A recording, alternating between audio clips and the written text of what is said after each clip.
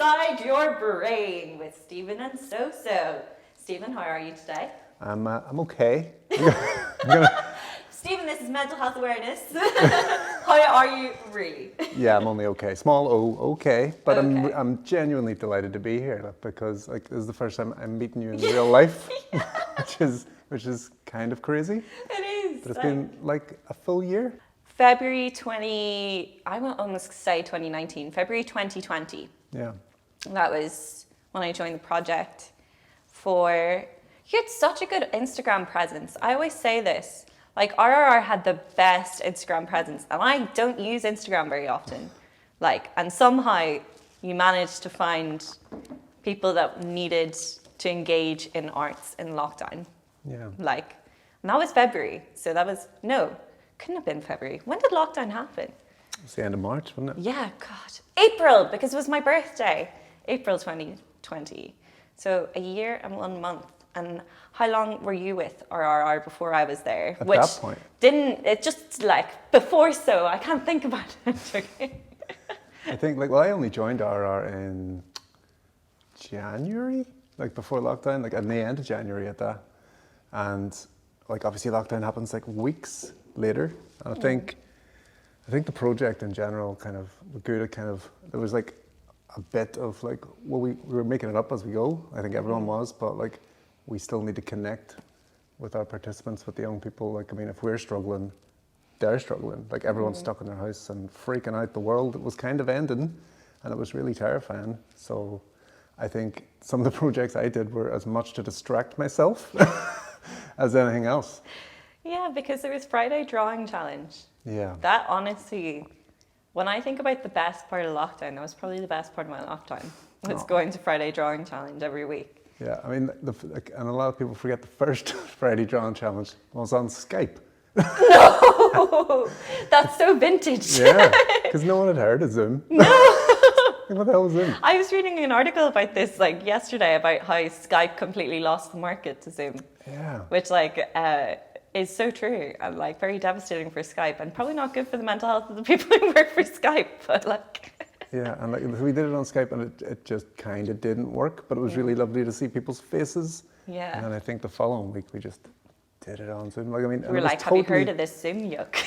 Yeah, it was totally made up and kind of just making it up as we went along. It was kind of a quiz, kind of a farce. But it was just have the crack, because I think there was so much need just to connect with people, in any kind of way, and just something light.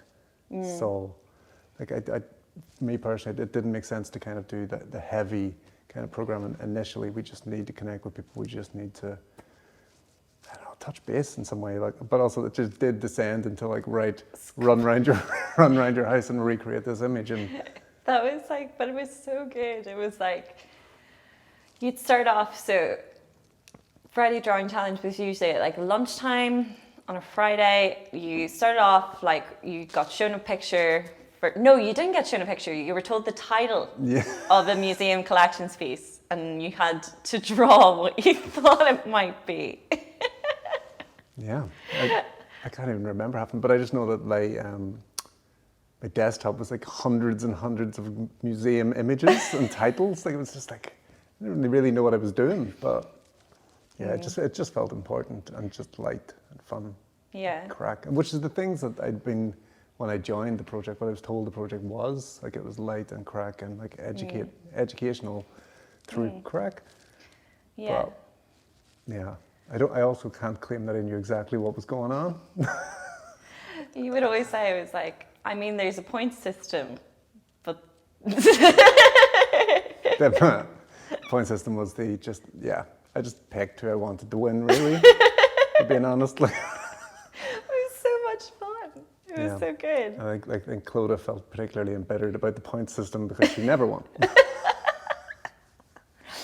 It was so interesting though, especially I think because of your background as well, in art therapy, I feel as well people can see art therapy is quite a heavy thing as well. They can be you're sitting and you're drawing your feelings. But the time I went to art therapy, she was do you want to draw a picture? Yeah. I can show you how to paint. I was oh, Yeah, I don't. I think that's the perception that art therapy is like. Go on, try and attempt to draw your feelings. Like, how would you even start? I think like that's the perception, and it sounds impossible. Like music therapy, you're gonna play your feelings. Like I'm sad.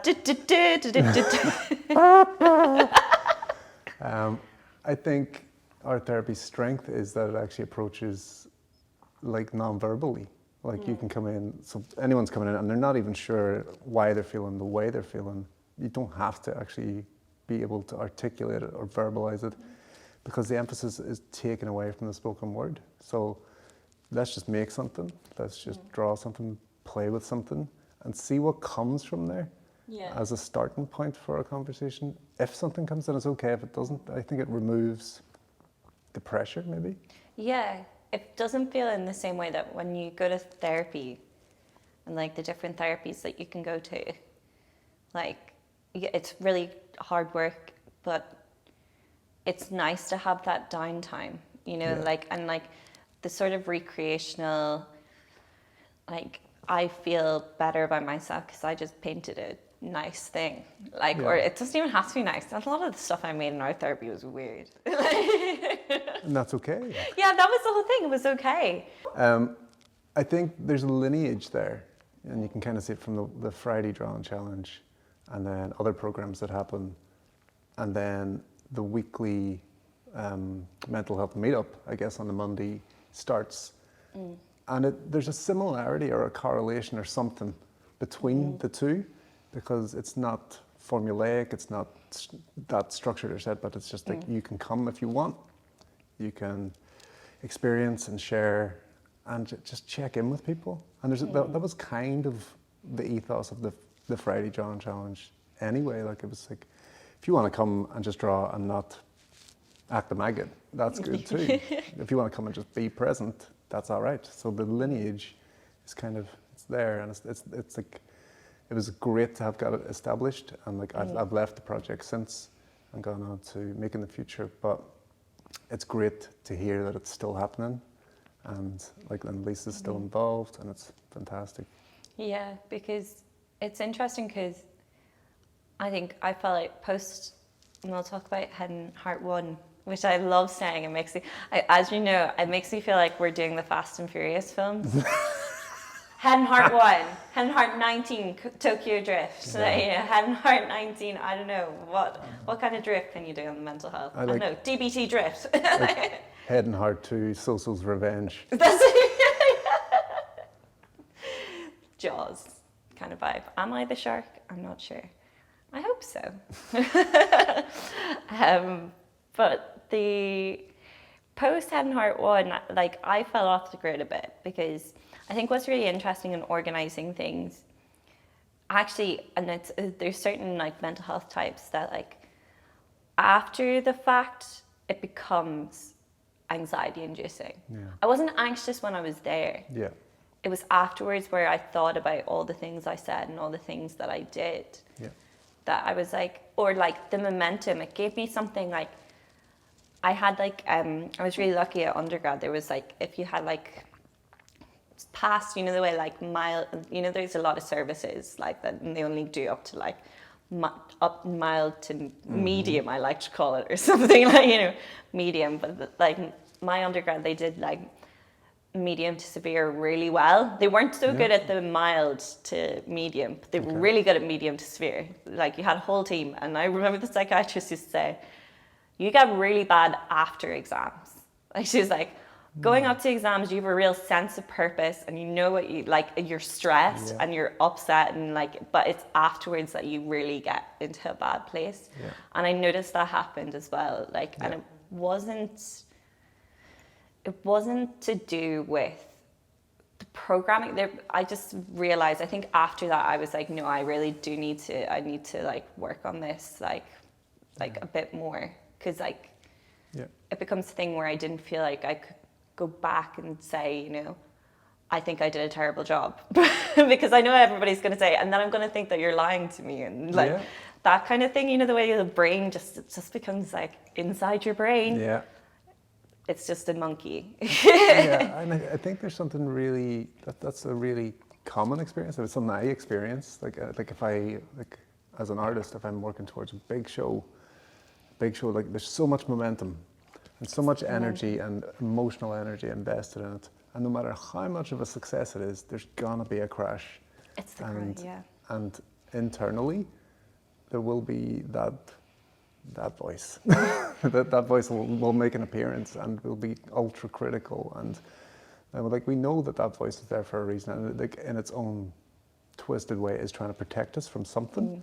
But it's so critical and it's so constant, and it's like so like that crash is such a common experience. And then it's quite hard in the arts, like you know, like I remember I was on like the Nerve panel for Dig Deep, for they're jumping into the creative industries, and like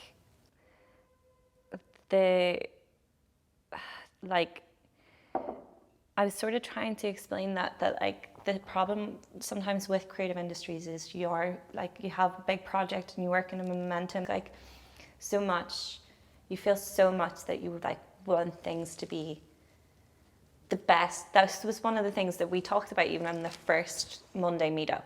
Like the problem of like when you're an artist and it's like you're trying to make art to make yourself feel better, but you're also like, this needs to be the best thing that's ever happened. Yeah. And if it's not, I'm gonna cry. And then it's like I can literally, like I've been painting for years and years, like that. My practice would be background in painting and illustration. I can make a line on a page, a small line, and it's got, that's shite. That's ruined. And like, throw it out. Immediately, like, and like I've worked as an art therapist for 6-7 years, and like with children and young people, and trying to get them to like release that voice and just make, and they get children as young as 7 coming and going, I can't do art, and I was like, I don't want to hear that. Like just play, just make. But I know that internally, like that is me. Like I judge it straight away, and that's what the Monday group got really good at doing. Like going, like it doesn't matter. Use your other hand, close your eyes. Doesn't matter. Like we are just playing here. If this turns into something you love, brilliant. If it's a mess on the page, it's a mess on the page. Great. And there's something lovely about a mess on the page. Yeah, because it's now on the page and not in your head. Yeah. That is the whole thing. It's like, it kind of like, my mom always goes on about catharsis, and she's like, catharsis, you just need a catharsis. She really believes in singing. She goes, Great. There's a girl, Siobhan, and she runs a group in Derry called Tonicity. And mommy's been going to it like ever since, like after, so when my dad died, she started going to it, and like she was like, you just need to sing. And like, I don't really get that. I don't enjoy, like, I'm not the catharsis singing type. Yeah. But she's really big about this whole idea that like catharsis, and that's exactly when you said that, I was like, oh, okay, so that's what art therapy is. Like, you're just like, well, not really. It's, I know you know way more about that, but I just like made the connection. I was like, why was I finding this so helpful when I just went to a class and was like just drawing for an hour? Why was that so helpful? Yeah. And it was like, it's not in the head, it's on a page. Yeah, I think there's a really like I studied I studied art therapy for 3 years before I could practice, and I think like the best explanation I ever seen of it was a meme. But that's everything. Yeah. Everything is so fast. I could have saved myself 3 years. It's like a drawing of like an outline of a person, and inside their brain, it was like scribbles, like kind of like the frustration or the emotions, and then they draw, and it's there, and the person is like they haven't got that inside anymore. And it's really, I think it's really nice because like, there's no spoken word, there's no label, there's no this is how I feel. Just like you're just showing. Yeah. You're just doing processing, I guess.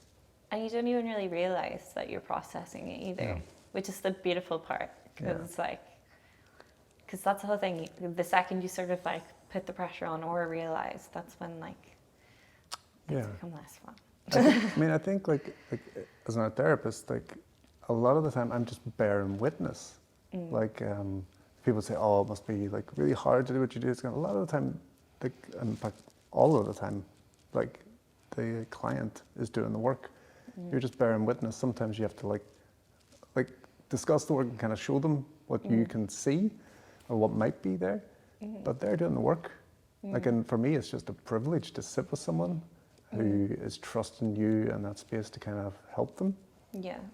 But so for me, it's a privilege, but they're doing the work. I'm happy to get paid for it, but but they're doing the hard work. And that's accepted. They're doing the hard work. I'm just here to help if I can. Yeah. I suppose I was thinking about then, I wanted to think back to when we did,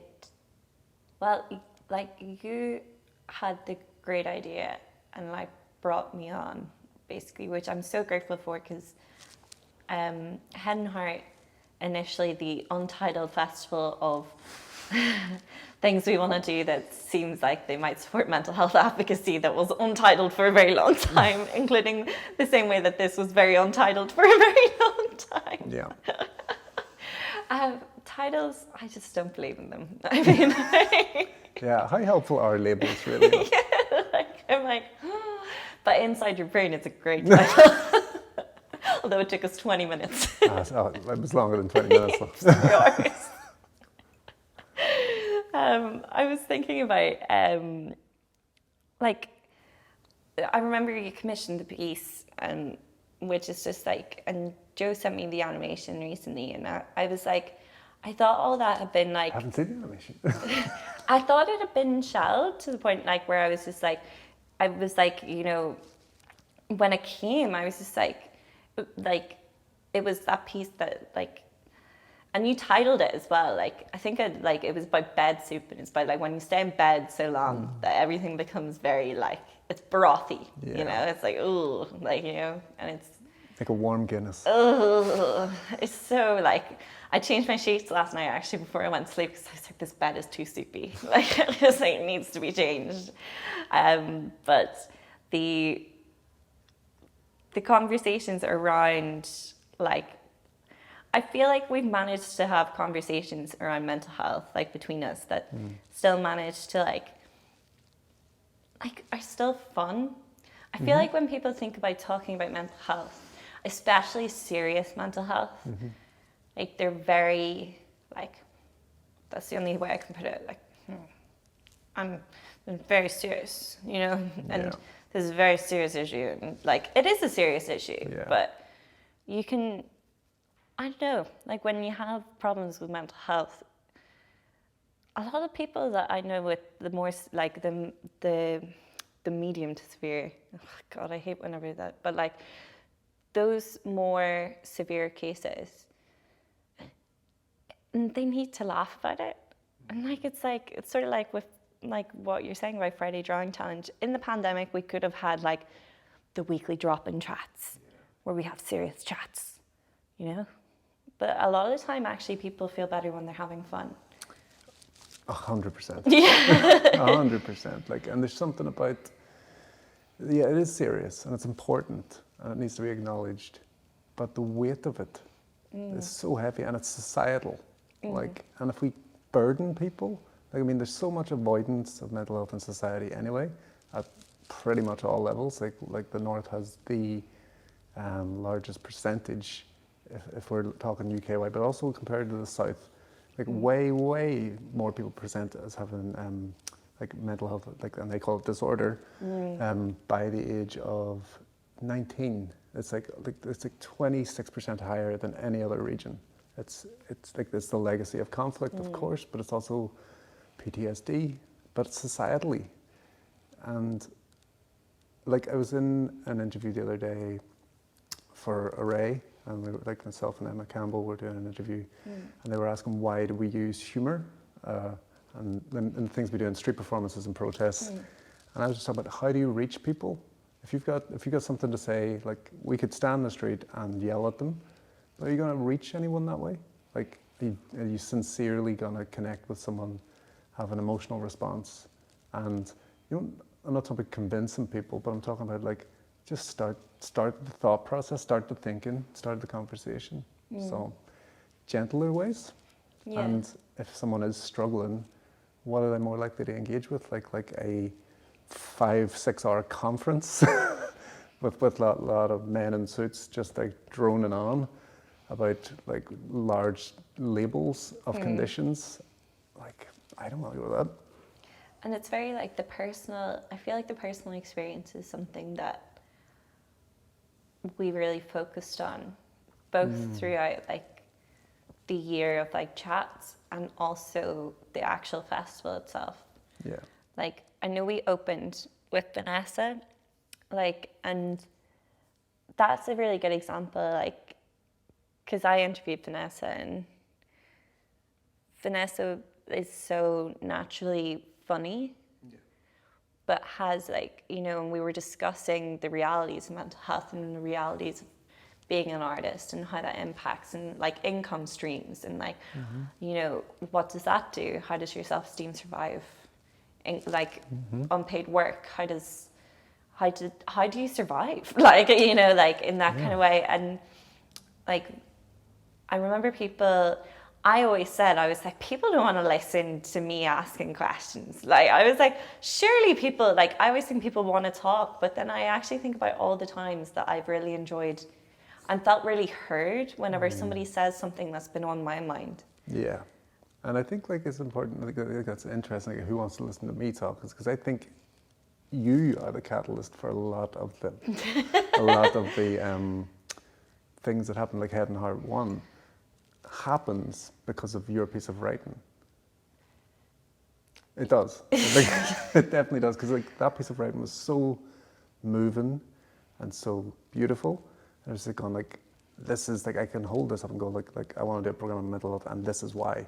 This is like, this is what the participants will get from it. Like, it was always something that was on the back burner of my mind anyway. I wanted to do it, but like that was the catalyst, and like I knew when we did it, you had to be central to it. Like, it made so much sense to me, like because not just because of how clear it was that you cared about it, but because of the access, because you would make it fun. You would make it fun for everyone there and accessible, and it was a no-brainer inside your brain. Inside your brain, no-brainer.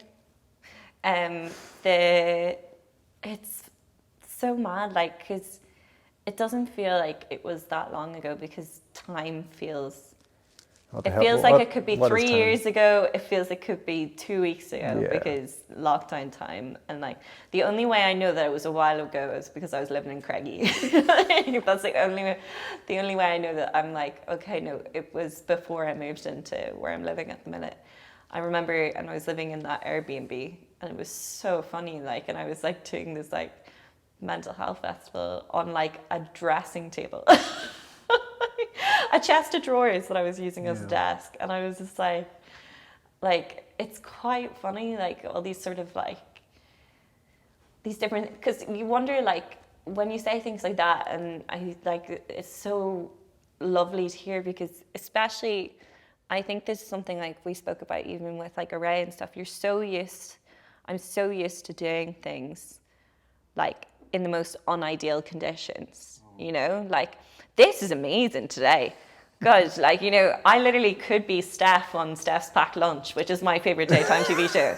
Steph, sponsor me. Where are you? Give me. Steph? Yeah. Hey, Steph. Steph, inside your brain today. When I go to programming, I'm like, I'm so lucky that this programming is happening. Like with RRR, and like I was like, I'm so lucky this programming is happening. You know, I'm so lucky. I remember growing up and like there was very little to do, and like, you know, this is like amazing that there's so much focus now on like I learned that the new generation, like I think our generation in Thornhill anyway, were one of the last ones to really like, this probably isn't true, but like drinking, because like, you know, there was nothing else to do like when you were a teenager. And I found out that like my friend's younger sister was volunteering. I was like, what? You can do that? I was like, what? And like they were all like doing things like that, and is this the whole new holistic way of living, which is like, but it's also being done on like the tightest budget all the time. It's always being done, like I know we were talking earlier in the week about like the cuts to mental health services. I had an amazing OT who was given early retirement, and like I don't think she was replaced. Like, no, you can guarantee. Yeah. And you were talking about like the most oversubscribed service Yeah. that are just hemorrhaging staff, like. Oh, geez. Like, yeah, I'm not going to name names of organisations, but I'm aware of a few in Belfast that are absolutely hemorrhaging staff. Like, they've no funding. Like, well, like I stopped practicing art therapy for a year. I said, I'm going to take a year out. I feel burnt out, and like you're under pressure to like funders. Like, well, I'm not going to blame any organisations because the organisations are pitted against each other in a race to the bottom to secure funding. And all that really translates as is that therapists have to work with even more clients, and are stretched so thinly and under such emotional strain, and it doesn't actually translate to like good pay. Like being a therapist is not a well-paid job. Like it's not why you do it, but they're so stretched, and that was pre-pandemic. That was like I stopped practicing in January 2020. And in January 2020, like the funding for therapy counselling sessions in the north was like 6%. Now that's half. Like that's the health budget. 6% of the health budget. That's less than half of what England spend, which is also way too low. Yeah. And we have so much more need per person per capita. It's outrageous. Yeah. And that's true obviously across the arts in general, but if we're thinking of mental health and like the services people can access, like the waiting lists. There was a thing I had last week of like just in schools, like in post-primary schools, so like the waiting lists are 800. That's just in school. Outside of school, it's in the thousands. And that's a waiting list. Like, and that's like in counselling therapy terms, you are a child until you're 18. And then you go to the adult waiting list. And I remember I had to tell a young person at 18, because they had turned 19 the day before, they were now on the adult waiting list. Which is? At the time, the young person waiting list was like 3 to 4 months. Adult waiting lists could be a year and a half. And you're just like, oh, this is devastating, absolutely devastating. And like a lot of people, most people can't afford, I imagine, to go private. Anything of £35 upwards, and more likely much closer to £50 per session. And then there's also like the squeeze of like, okay, you've come with your complex trauma and you're ready, you feel ready in a place you've waited, you've got 6 sessions. Yeah. Like, how long does it take to build a trust with someone to actually open up to them? Do you know? It's like it might take you to the 4th session, and that's totally appropriate. And like with the younger ones, we could offer them more because our funders allowed that. With the older ones, they were not given that luxury. You had to use your 6 sessions. That was a big thing, I know, in university contexts, where it's like, you have 6 sessions. Yeah. Like, I know, because like I said this to you before, like earlier in the week, but like I just got off the waiting list for psychological therapies. And like the service is so good. Like actually now that I'm off the waiting list in like, and it will be a long-term therapy, it will be like probably 2 years of like weekly sessions. But like when I think about all, especially in Derry, recent events in Derry, like how there's just so much need, and it's just like, it's one of those things where it can be easily fixed and like, well, it's not, I know, it's just more money, like, and like, just like, and not that, like, I just get so annoyed when I think about the mismanagement of like, both Ireland, when I was in Ireland as well, we had this, like, in the Republic, like, they had the same problem of just mismanagement of funds. Like, they were closing down, I remember the time, they were closing down eating disorder centres, left, right, and centre, you know, they were just, close it down, they can go to Dublin, no, like, no, like. No, it's outrageous though. And like, you were go to protest, but like, the problem is really trying about making change, and like, I became more aware that it was easier to make change through organisations like charitable organisations, RRR arts organisations. It is actually easier to implement things outside of the healthcare system. Absolutely. Which is insane. Yeah, and this is no criticism of anyone that works in the healthcare system whatsoever. It's completely management that it is. Yeah. Eileen, who is no longer there. I think it's like, but I think you're right, and I think I agree with you totally in that. Like, I think to make effective change, we have to like start organizationally, like we can't expect, the healthcare is so oversubscribed and stretched beyond breaking point in the north as it is, that we can't expect the health service to kind of do any more until they're properly invested in, until Westminster invest in the health service here. We need to like be looking to other organizations and groups. So I think it's brilliant that RRR are doing Heading Hard too. Like I think that's like we can't, like I guess there shouldn't be a burden on people to do that, but I think societally, if we can start to approach this slightly differently, we can support people, because there aren't enough counsellors or therapists or organisations to do the heavy lifting required. So if we all do little bits. This like really fits in with like what like we'd come to the conclusion of a while ago, which is like mental health practice and good mental health practice needs to be incorporated into day to day. Needs to be incorporated into your morning. It needs like the work day. It can't be like an optional thing that you do. It can't just be this like extra add-on. You want to feel well? Come to like, you're probably wrecked from your day of work, but also come to our like extra sessions. No, it should be worked into the day. It should be part of the workload. And like, that's how people, that's like effective mental health awareness. Like my big thing, this is a joke I make way too often, but I don't care because I'm going to make it again. But I'm very aware of how shit my mental health is. Sorry, that was cursing. I'm very aware of how crap, no, that's also cursing. I'm very aware of how bad my mental health is. I'm aware.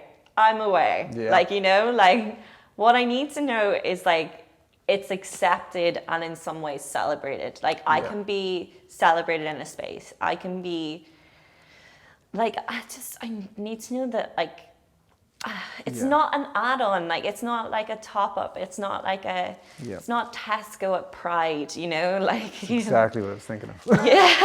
It's not just whacking it on. And like there's so many services that there are very few services for more severe cases, like very few services in the charitable sector. And it's that sort of thing of people also, there's a big thing in like current society of like, I'm not doing your emotional labor, which like fair enough, okay, I get it, but have a bit of empathy or have a bit of like, there's a big like ostracization of like your mental health is impinging on like my day to day, and I don't want that. And it's then difficult to keep your self-esteem up when people are saying, I can't like be around you. Go see a therapist. And I'm like, the waiting list is 2 years long. Would love to. Yeah. Oh my God. I would, give me one. I think it's interesting because I think what you're talking about like is organizational tokenism. And like you say like Tesco at Pride or any organization of Pride, but like they don't back it up by making their workplaces or environments or spaces LGBTQIA plus safe. They don't invest in that or even invest the emotional time in that. Like, and I think there's something very true about Mental Health Awareness Week or Day or whatever it is that like so many organizations will just do. Here's our event, like just like you said, like here's a thing you can watch in your lunch break. Going, that's my lunch break. Like I don't need work during my lunch break. I think there's like, and especially in a pandemic when everyone's been at home, and there's this thing. I was like, again, I've seen a really good meme, but it was like a chart of like what your workday would normally have looked like. Is going like you would have travelled to work would be a section. You would do some emails. You would chat to your friend. You would like have a tea break. You would have a meeting. You would have your lunch break. Chat to another friend. Do a bit of work. Travel home. Your diagram at home is you're at work. You're just at work because you don't have any of those other things. Like I've started working right through my lunch because like I don't go and chat to people or whatever, so I'm just working straight through. I don't really take a break. You just have a sandwich on the side. Yeah, while you're emailing, like, and it's just like you don't really stop. So it's like I think organizations do have a responsibility to kind of be aware of that because everyone's doing it, and it's like you can't treat mental health as here's an additional lecture for you to attend. It's kind of like there needs to be dedicated time. And especially as we're kind of transitioning back into real life. Like, I don't think people can be expected to work at that full-on pace, and some people are going to be very anxious about returning, and those things. Like people I feel are kind of vulnerable. Have maybe I think I did it. Like worked really hard to kind of like ignore the monster outside the door. Yeah. Like it was like kind of just throw yourself into your work. But I think organizationally, like all organizations, and especially in the North, like societally, like we need to own what's happening. Like we don't really own the conflict at all. Like I went on a rant, and I was like in one of the RRR interviews, going like, "Why is this important?" It's going like, because the Good Friday Agreement gave us rampant capitalism. It really did. Like it gave us Victoria Square and the Odyssey. Like Northwest got nothing until maybe more recently. But but like we got nice shops. We got the nice shops we never had before. But like give me Castle Court any day. That's my controversial opinion. We didn't get truth. We didn't get any reconciliation. We didn't get any justice. Like there was no. Like the conflict was so raw and it affected everybody that like it needed to be explored and started to process it through. It was just kind of went, let's come. We'll just put that over there. That's sure to go away. Yeah. that's sure to resolve itself. Plaster. Do you have one? I weren't even given plasters, like, but it's like that has not healed. Like the, and I think it's kind of crass to compare events, but like the fact that there are more suicides in peacetime than during the conflict tells you the legacy of the conflict. It's horrendous, and unless but I think like we all have a responsibility, and I mean like we as individuals, but we as organizations have to start to process that and help each other. Like, and I think like we can't just wish our mental health better, but we can take small steps. Like, and I think like the fact, like, and I'm really proud that the weekly check-in at RRR still happens. Like that there's still a group there that isn't, or rather that is just supportive of the participants who want to come when they can come. Yeah. It's like when I was involved in it, like there'd be, like you might be there one week, but not there the next, but like it was a holding space that people knew they could come back to. Yeah. Which is like really great to know that that's still there. And it's like, that's not a huge thing to do, but it will impact so positively so many people. It's when you said that, I was thinking about what I really want to see like in the future as well. I think those holding spaces, I think like RRR is coming to an end, and I was talking like, well, not coming to an end soon, but like, you know, in the next eventually, and I was thinking about where like that group should still stay, like that should still be a thing. Like there still should be a, like, why don't museums have like a therapeutic like well-being element, like and I suppose like I was thinking about what I want to see in the future. I want to see mental health first aid taught at schools. That's what I realized recently I want. I was like, that's what I want. I think like in GCSE, like whenever you're learning about all different things, I think you should learn how if somebody comes to you and tells them they're not well, especially here where like it's something mad, like one in three at least, if not more. And it's about giving people the tools, because what happens otherwise, if we don't have the services, we need to fight for better services, because the onus shouldn't be on the individual. But we need to also then make it that people don't leave their friends like in a way that they think is good for like their friends. They're like, this friend needs to learn how to, because people just don't know how to interact with mental health. People don't know how to approach it. They don't know how to. People are scared. People are scared. There's that thing that and I've worked in different spaces that people feel like they can catch mental health illness. Definitely, there's such avoidance and reluctance to go near it, as if it were the cold. Yeah, and it doesn't have to be like that. No. Like, I think that's my whole thing of like it's one thing to be ostracized by like the health services, then to be ostracized by community is like, you know, that's just like a disaster waiting to happen. Like, you know, and like I feel like that's what's happening, especially because particularly here, mental health suddenly become a thing. Like like it's only become a thing. Like I know definitely in like my personal experience, it's a lot of people still are like, "Ooh, what's that? That's a very notions on you, hon." Like, Like maybe it's slightly generational. I'm not sure, but I think you're right, and I think that's such a good idea. Like I mean, I worked as an art therapist in Skull and Drogheda, which is a primary school on Elmer Road. Shout out to them. I was there for 4-5 years. I'm not sure, and really organically, like I kind of went to the principal Finola at the time and had a conversation with her. I didn't want to be the therapist. It was just like I'd come in, to just randomly show up, take the child for their session, and not be like just be this person that no one knows, but like only have a relationship with that one child. Like I wanted to try and establish something that was a bit like an all-school approach, so like mental well-being. And like that became really organic. Like so I would see like the 4 clients I would see in the day, but then like there'd be a time like I would go and work with a class, and we would make art together, and we would talk about why we were making it, and like but they didn't have to share if they didn't want to. And then I would do sessions with the teachers and things like that. But like really organically, that just took off, and it was really good. And we work on projects together. So when I left the school, like we designed a robot for them. It was really cool. And it was like, it had the head of a shredder. It was like a paper shredder. So I knew it was going to be a while until I got another art therapist, turned out to be a couple of months. But it's like, but in my absence, this was called Stephen the Robot. And like you could write your worry down, and he would eat it, and like you could pull out a box in his stomach, and you could see that he destroyed it for you. But I just think like it's such little ways, and it was normalizing not being okay.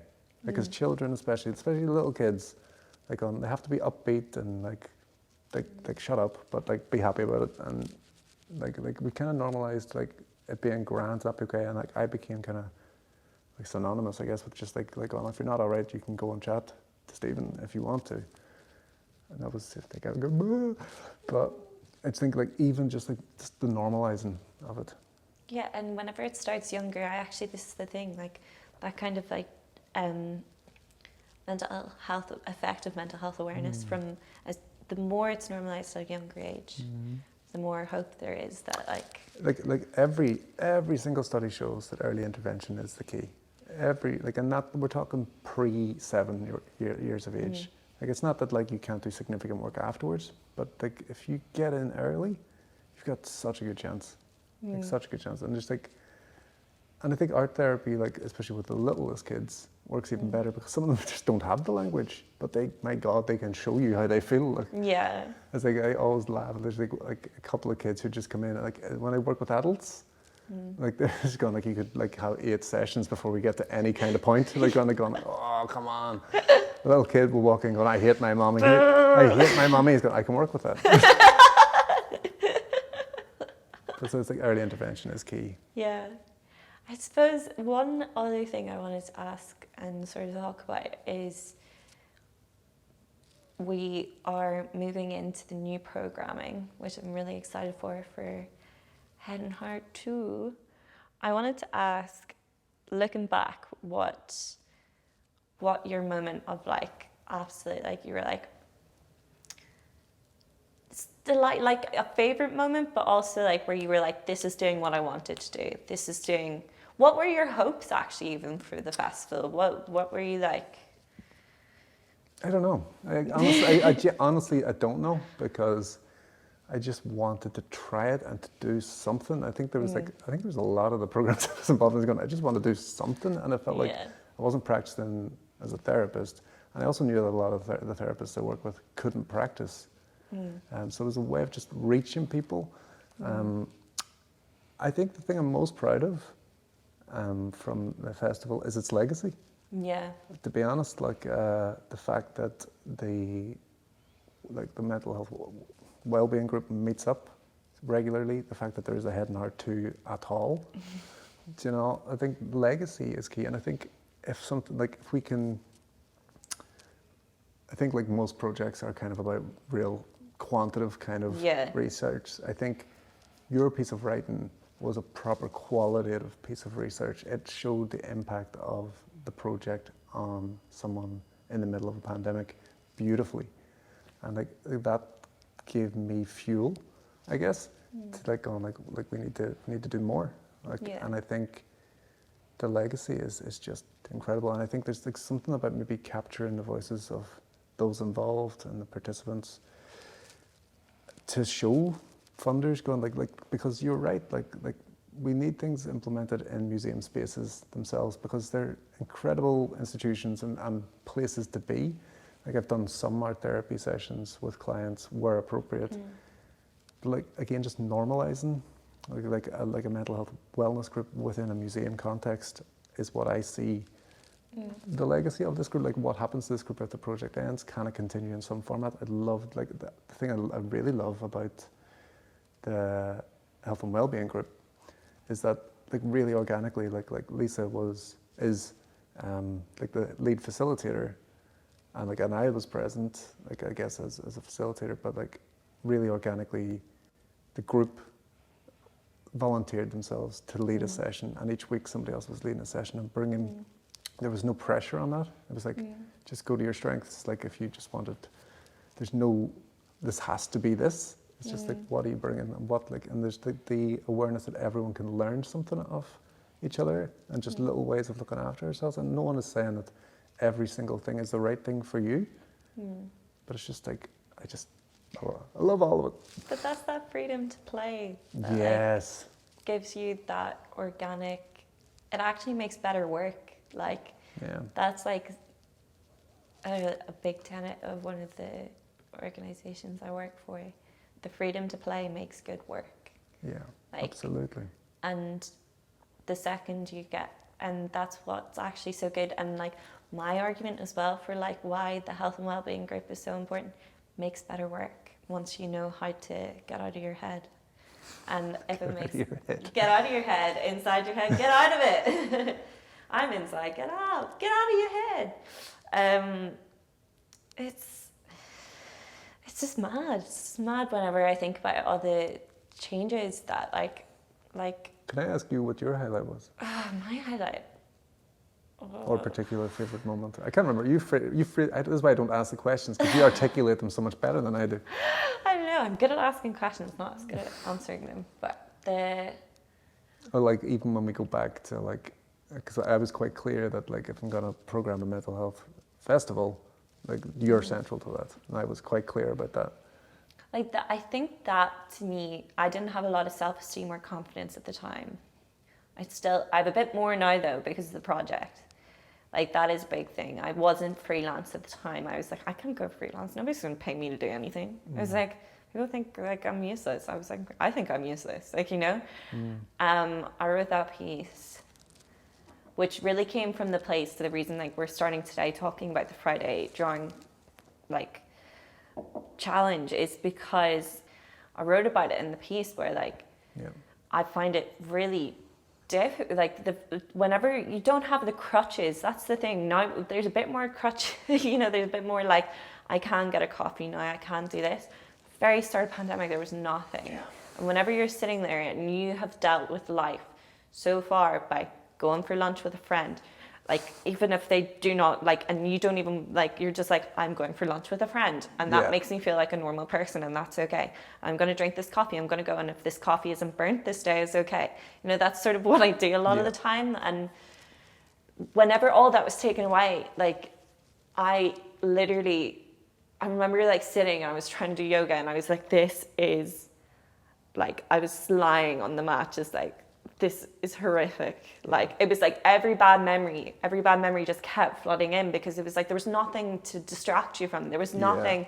How much TV can you watch before eventually it's not working anymore? And how much meditation can you do before like it's still flooding? It flooded more and more, and and Instagram was bad. It was such a bad influence as well. But then I came across, because you did that effective advertising, like I saw it, I signed up for the Fashion Revolution workshop with Charlotte. I joined, everybody was so lovely. I hadn't spoken to anybody who was like excited to see me in a very long time. And I was like, whoa, this is amazing, you know? I was like, this is so cool, like, you know? And it was like, Friday drawing challenge, join the Slack, join this. And it was like, this is so cool. And then that was the whole thing I wrote about as well. Like, I disappeared because I was like, the same thing again. Like, after the festival, I was like, I'm the worst person. People don't enjoy it. It's the post part after being somewhere where you're like deconstructing it, you're analyzing it. You're like, I said this and that was really dumb. And I said this and really dumb. And like, but then like you reached out and you were like, yo, where are you? Doesn't sound like me. Come back, like, come, where were you? You weren't at Friday Drawing Challenge. And I was like, oh, these people are so welcoming. Yeah. I think that's underrated as well. Yeah. Feeling welcomed and celebrated are two things that are like really undervalued, and two things that are like, feeling welcomed is one thing. I have always felt celebrated in RRR, which is like a big thing, especially when mental health is not celebrated. It's so gross. Everyone's like, ew, like, you know, I'm proudly mentally unwell. Like, I'm here, I'll be a poster child, I'm happy, I'm proud, like, you know. But it's such a like, people are like, it's very shameful. And no, I wouldn't be ashamed if I had diabetes. Like, why would I be ashamed to have diabetes? Why would I be ashamed to have a different kind of brain? I don't know, you know?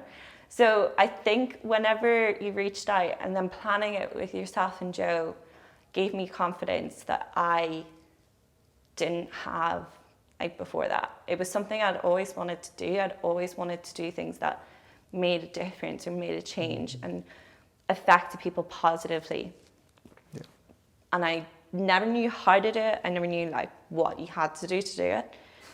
I was like, I don't know, who knows? I'm just going to be my Soso self and just go about it.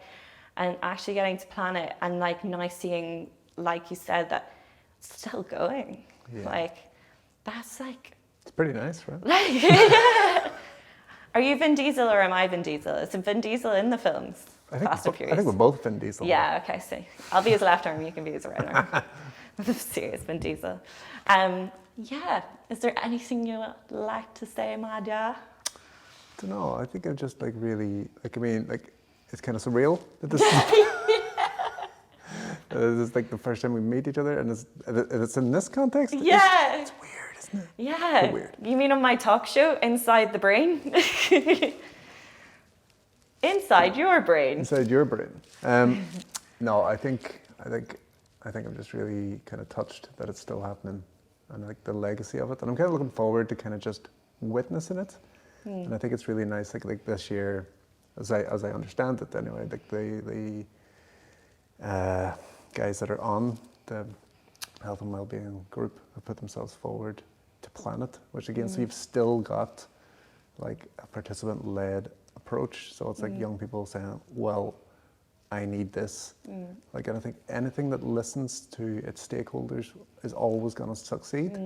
Like, when you take the needs of the people seriously, you've got the best chance.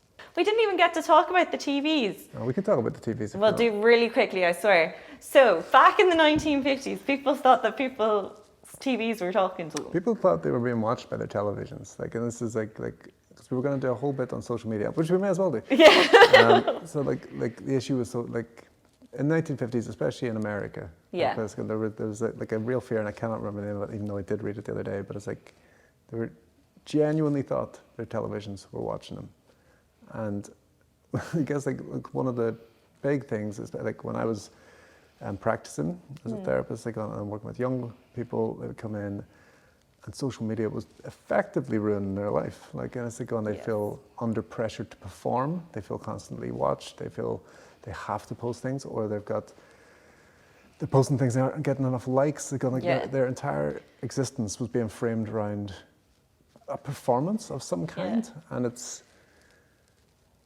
kind of really like our relationships with, like, I mean, I know you did do in Head and Heart 1. Yeah, effective social media use. Yeah.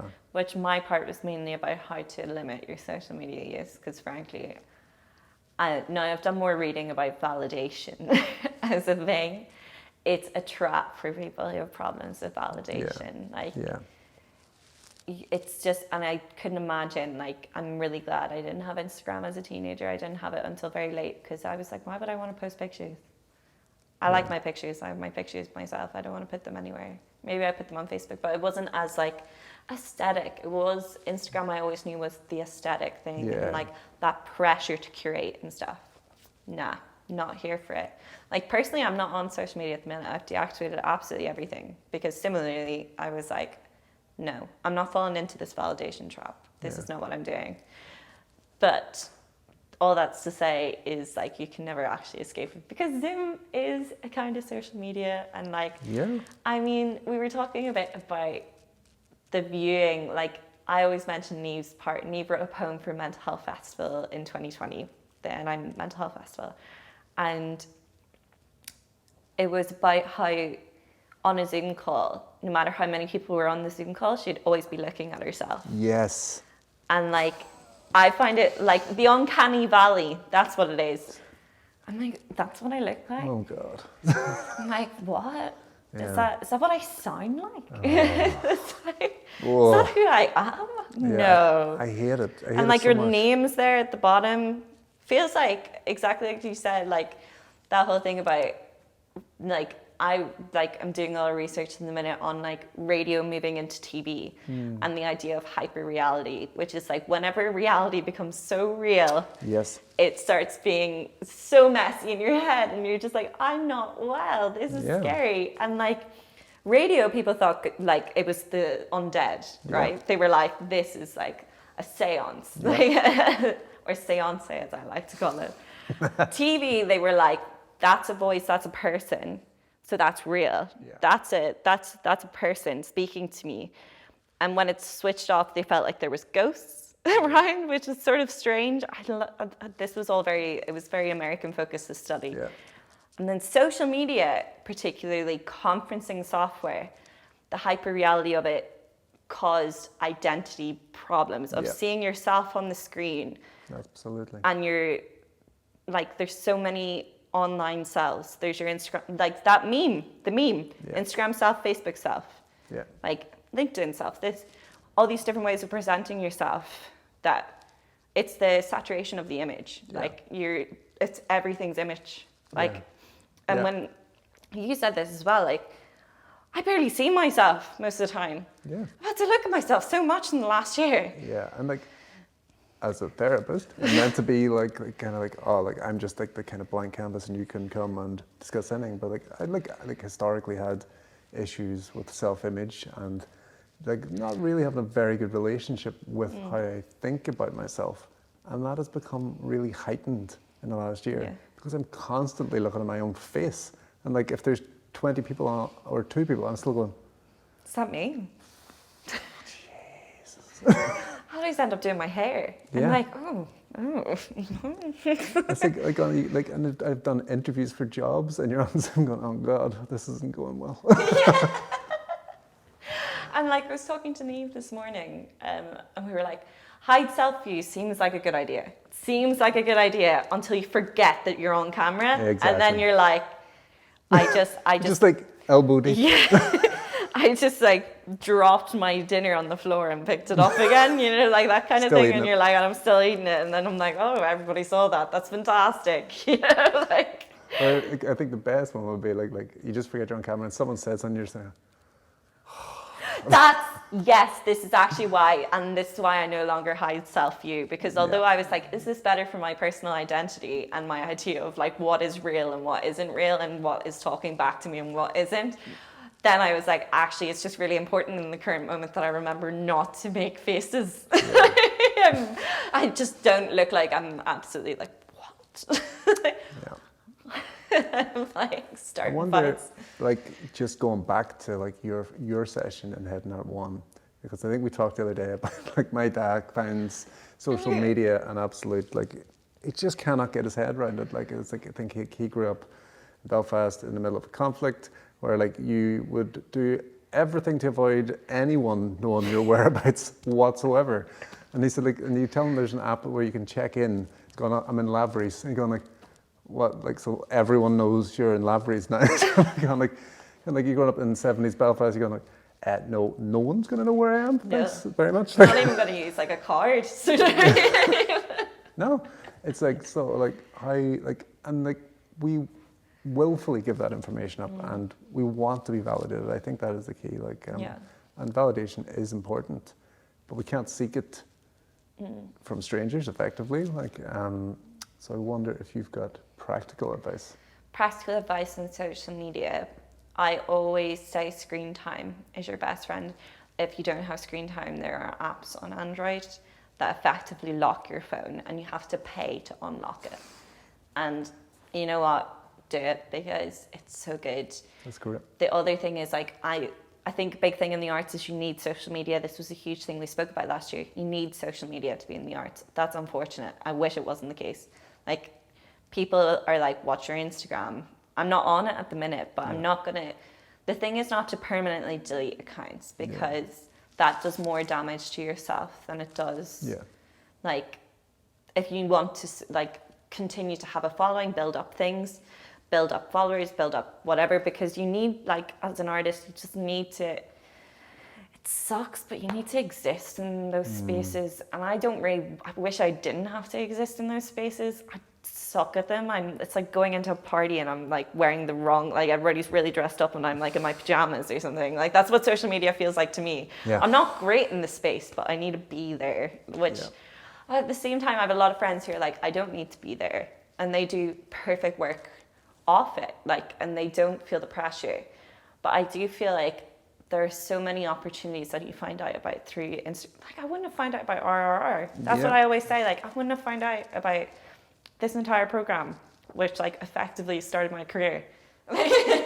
Which that's mad. That I now I'm freelancing because of this program. That's insane to me. Yeah. And I wouldn't have known that if I didn't have Instagram. And I was talking to somebody this morning, my friend Emma, who works at 9 Hostages, and she was like, did you get onto Megan's yoga program? Which would be really good for my mental health. But I was like, it's all on Instagram. I didn't see it. Yeah. So it's that kind of thing. You need to balance deactivation. Deactivation is key. That's the one. You can deactivate any app, any social media. And the key is to delete the apps when you deactivate. And when you hear about those I watch a lot of reality TV, so they go on those cleanses. They go on a cleanse.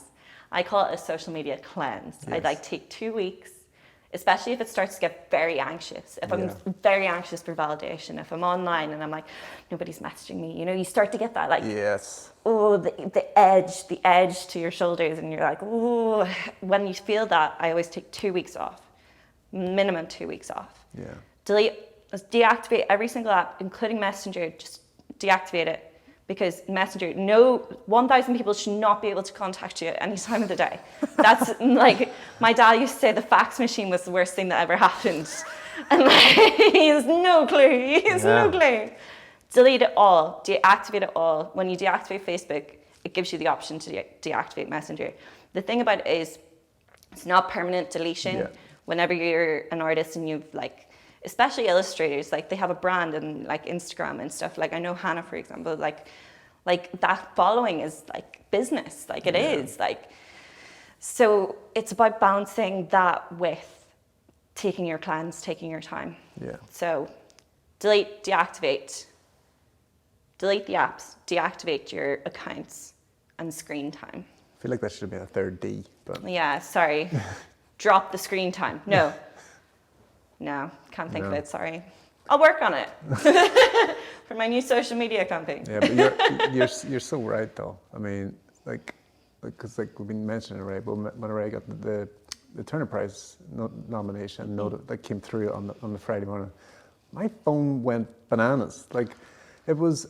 I don't know how you dealt with that. See, on my birthday, I switched off my phone for 2 weeks. That was too many messages. How did you deal with that? 50 birthdays rolled into one. People I haven't heard from in years. We're just getting in touch, and it was really lovely. But it's after an hour, I had to put my phone in a drawer and leave the house. It's kind of I know you're there. I'll come back to you in a while, but this is too much. Went good. And had cans in the park with Grace, who was just going, has your phone got mad? It's a bit much. I'm so glad I'm not the only one. I put my phone in the bin sometimes and then fish it back out again. Well, as my recycling bin, so it's not as bad. But it's just it's more of a metaphorical thing where I'm get in the bin. Yeah. And fish it back out again after a day. But I think that's the other thing. Normalize taking time off. Yeah. in general. Yeah. Well, like, and I think that's true of like the working during the pandemic. Like you need structure, like you need downtime, you need rest time, and that can't be TV on, laptop on, screen here, like going like, what's happening here? Like, like just there's one other thing I just wanted to talk about, which is the multiple screen conundrum. It's a new consumer thing, which is like you're watching Love Island and they're wearing things, but they know that you're on your phone as well as watching it. They know that you're watching on two screens. They call it like two screen one. Well, I don't know what they call it exactly, but I think it's like multiple screen consumerism. And basically it's about, you see somebody on the TV that's wearing an outfit you like. They say, check out this app to like find out how you can get like the Love Island water bottle and what they're wearing. And then you check on your phone, but you're just going like, yeah. I'm really guilty of watching a film going, what's she been, I literally don't watch films anymore. Like just like what, like an entire wiki history of the film. Oh, it was that one, and then like Marika would just go, oh right. But what's he been in? That's everything. It's like, I swear to God, I know that character actor. Yeah. That person in the background. It was that episode of Cheers. Do you remember? Well, which one? It's going like the one with Fraser when he does the thing. You know, oh yeah. More Cheers. But that's the thing. Like I do want to like say, the big, like beautiful ethos of RRR, and I said it right the way back when we did those interviews during the Shy Barnes. We did the interview for the thesis. There was God, that was a while ago. I did it like outside. Right. You were on a protest. I was at the Black Lives Matter like walk 5K. It was like very nice. And I was walking, and then I was outside Stables Inn in Ebrington. I remember taking the call, and I was like outside, and I was like, I must have sounded mental because I was like, you know, I'm a mess, but when I go to RRR, it's like Cheers, you know, it's like that bar, and everybody knows your name, and that's great. And I love feeling included. And I was like, I sound insane, but it's true. Yeah. It's like I've made so many good friends, good people. Like this is the other thing about the arts. Connections, people who actually vibe on the same thing. Like, I see orange, you see orange, you know, like I don't see an elephant. You know? Whereas like sometimes, especially with reality distortions, like when you don't understand, like you see things differently, and then you sit and you're like, well, I see an orange, and then they're like, well, that's clearly 4 elephants, and or that's, you know. It's really interesting because like I remember when you first got involved with the program and you'd kind of step back, and I reached out and you came back, but like then we had a conversation a little while after, and you said like, oh no, I felt like a bad person. I felt like no one really wanted me there, and it's going like, and it was the entire opposite. It was the entire opposite, because there was a noticeable absence when you weren't there. Like you bring so much life and checked in with people and made them feel welcome in the space that it was noticed when you weren't there. So reaching out felt so obvious. See, it's so funny, and I think this is one of the things that like if anybody is like tuning in and like they do have difficulties with like understanding reality and processing what is actually happening, like checking in with people to see what's actually happening. Like I think that's very fair. Check in with a person you trust. Yeah. I think like, and someone like who's just gonna be gentle with you and trust you, because like we are our own worst enemies. When that voice gets going, and like I think it's like when that voice is going, and it happens to everybody, and we're just lecturing ourselves and we're belittling ourselves, and we're just going, you said that stupid thing. I think it's important that you catch it. You're going like, okay, I've heard that. Yeah. So I recognize that. Yeah. I recognize you've told me that. You've told me that. Let's go through facts, even if my facts are distorted. Yeah. No. Okay, I've heard you. Yeah. So that like people sometimes get mindfulness wrong as well. Mindfulness can just be being aware of the voice that is literally screaming at you, and I'm like, okay, I'm aware that this is happening. Yeah. Like I've started doing a lot of DBT recently, and it's very focused on like, I'm aware this is happening. I'm accepting that this is happening. Yeah. And this is what I can do about it. And like, that was really exciting to me. I was like, don't try it. It's going to make it really. Don't try and fight against it as much as like being accepting of that like voice, because the second you fight against the resistance causes it to get worse. Yeah, it's going to get louder because it needs to be heard. It needs validation. Like it is trying to tell you something that isn't actually there in the words. It is trying to protect you in the strangest way. Like, but it's like, so you just need to hear it. And only when you hear it can we kind of start to process it. Exactly. Don't shut it out. Yeah. Before we finish, what Cheers character are you? I feel like I'm a bit of like, I think of myself as a Sam. I see myself as like coming into the bar, like I was almost applying for a bar job the other day because I was like, I think I could be a good Sam. Like I feel like I could go in and be like, hey, you know, like I'm not that tall, but like, goddamn Ted Danson, stop being so tall. He's got some great jumpers. Though. Yeah, but we have a similar jawline, you know? Like I look nothing like him, but like I could pour a better pint than him. That's that's 100%. That's my go-to. Although I'm a bit of Coach. Like, Coach is great.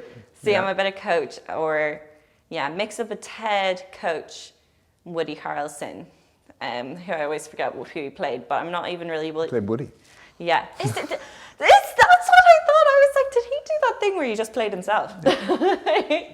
And you, who's your Cheers character? I mean, like Frasier seems obvious, but I think it's just because I'm a therapist. I feel like you're better crack than Frasier. Yeah, I mean, I don't think I'm as.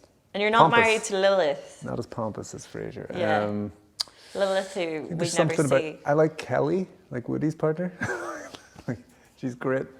But I think Carla. She's spiky and addictive, but fun. Yeah. Thank you so much, Stephen. Well, thank you. It's been so lovely to meet you in real life.